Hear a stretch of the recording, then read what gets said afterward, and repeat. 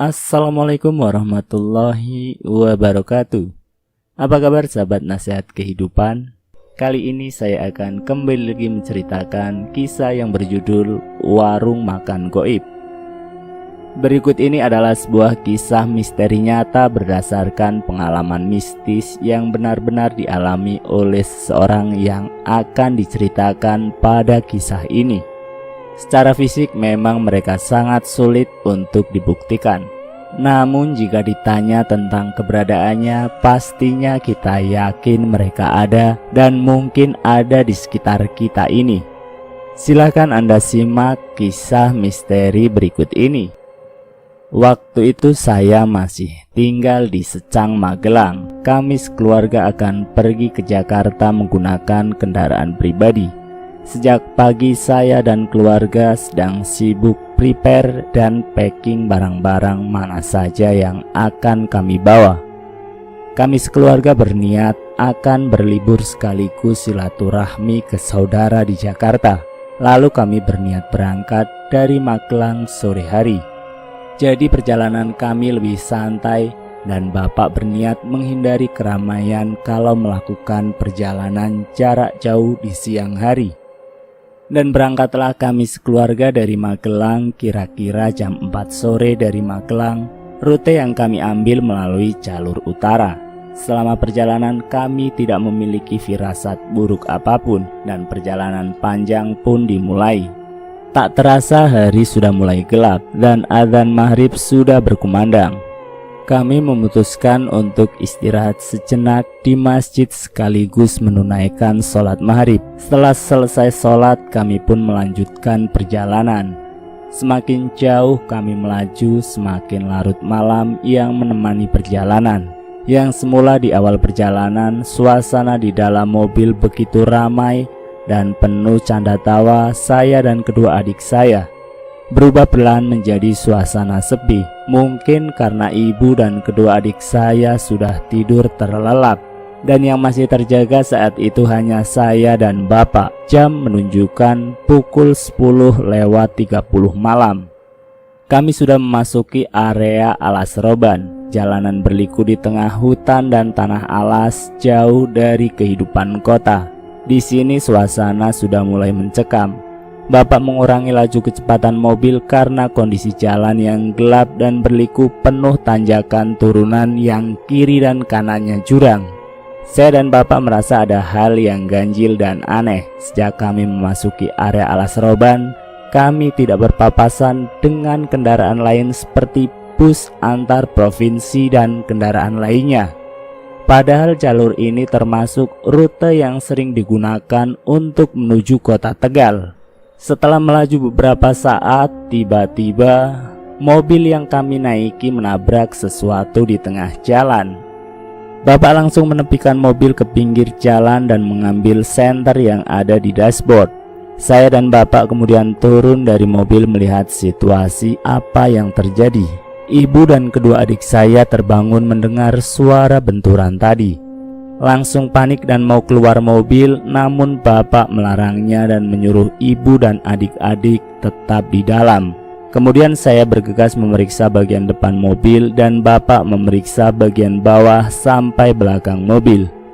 Saya benar-benar yakin benturan sekeras tadi seharusnya bisa membuat bemper mobil penyok atau memecahkan lampu kabut mobil.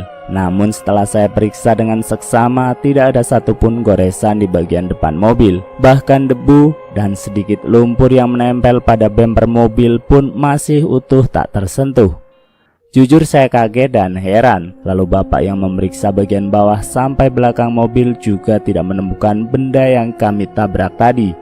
Kemudian saya memanggil Bapak agar ikut memeriksa bagian depan mobil. Mungkin dengan mencari berdua bisa menemukan kerusakan pada mobil akibat benturan keras tadi. Kami sudah memeriksa beberapa kali. Setiap sudut bagian depan mobil tidak ada satupun bekas benturan. Lalu apakah yang kami tabrak tadi? Karena kami merasa ada yang tidak beres, saya dan Bapak lekas masuk ke dalam mobil untuk melanjutkan perjalanan. kedua adikku langsung pindah posisi duduk, yang semula duduk di kursi paling belakang pindah ke kursi tengah bersama ibu, dan saya duduk di kursi depan menemani bapak. Kami pun terus melaju di kegelapan malam alas roban. Jam menunjukkan pukul 12 malam. Kedua adikku sudah tertidur lagi. Yang terjaga kali ini saya, bapak, dan ibu. Tidak lama kemudian hujan mulai turun. Walaupun hujannya hanya rintik-rintik, namun cukup mengganggu pandangan. Sampai bapak harus membunyikan klakson di setiap akan memasuki tikungan yang tajam. Saya dan ibu sengaja tidak membahas kejadian tadi, agar bapak tetap tenang sehingga bisa berkonsentrasi di jalan.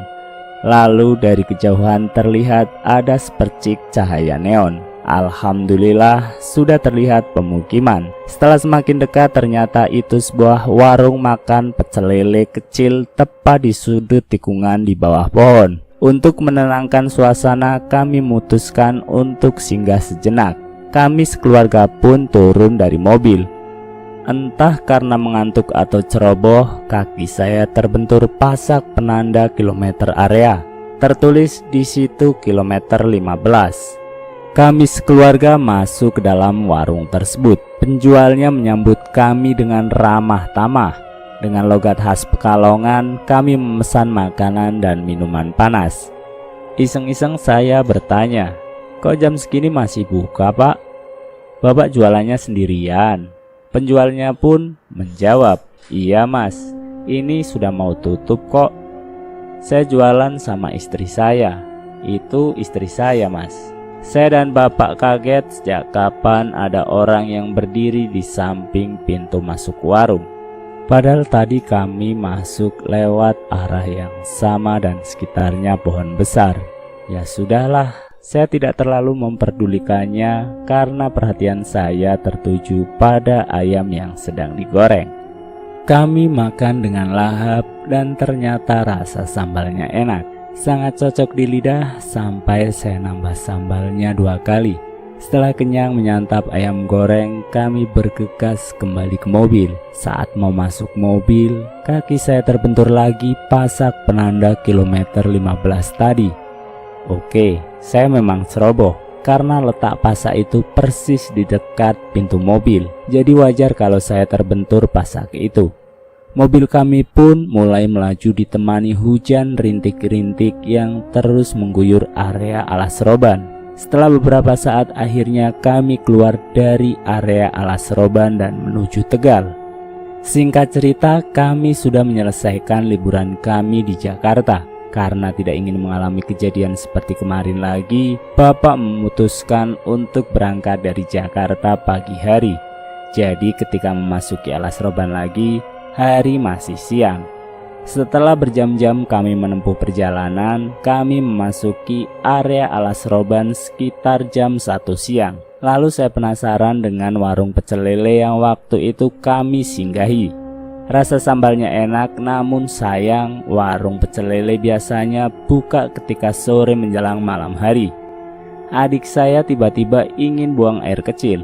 Bapak kemudian menepikan mobil di tikungan jalan yang agak luas dan menyuruh adik untuk buang air kecil mepet dengan mobil.